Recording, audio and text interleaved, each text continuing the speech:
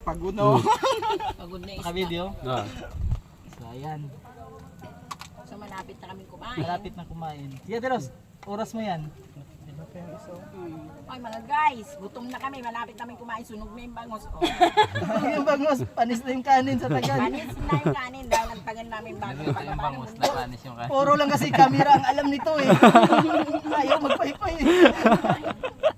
Kasi, tapos mamaya may laso. May laso yung tao. Uy, magpakulo pa pala tayo, no? Kasi ano, hintay ng kape.